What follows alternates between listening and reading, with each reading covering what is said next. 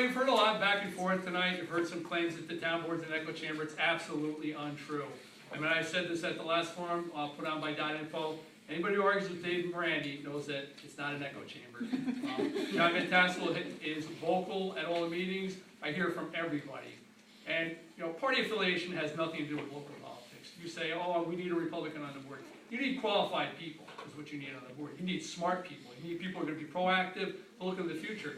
The first year I got on the board, I looked at that 10% cut because I saw it was coming down the road. We saw an economic downturn coming before it came. We got that 10% cut, and it put us in better stead than we would be now, better off than many of the surrounding communities. So you need smart people, and we have good candidates running. There was a lot of things brought up today I wish I could talk about, and we could talk about them in the future.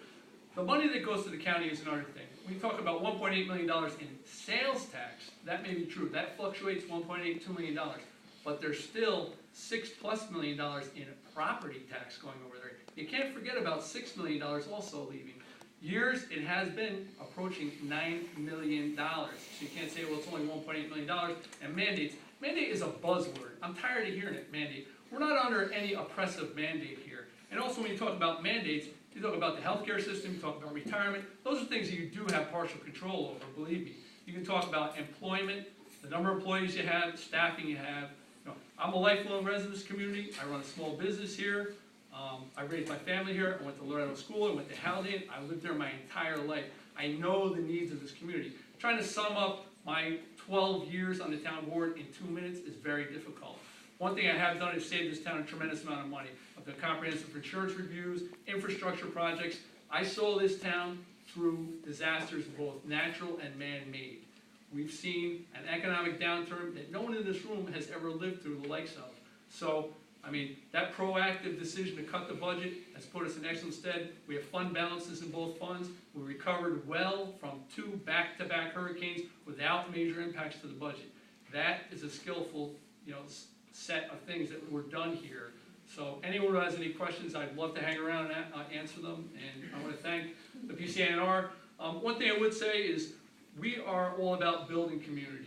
And in light of current discussions, I think that we could do a better job of coming together as a community and really just trying to listen to each other. I read the paper, I've seen the critique most recently. I think that when you step into the public forum, you're going to have to develop a pretty thick skin, whether you're a politician, whether you're a newspaper editor, whether you're a publisher.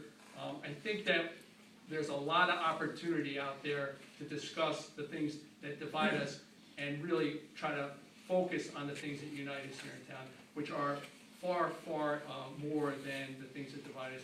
I don't think that this is a hateful community at all. I think there are a lot of great people here. I think there are people willing to work together, and I'd really like to see us work hard together and have more of these forums, just not about elections or political times.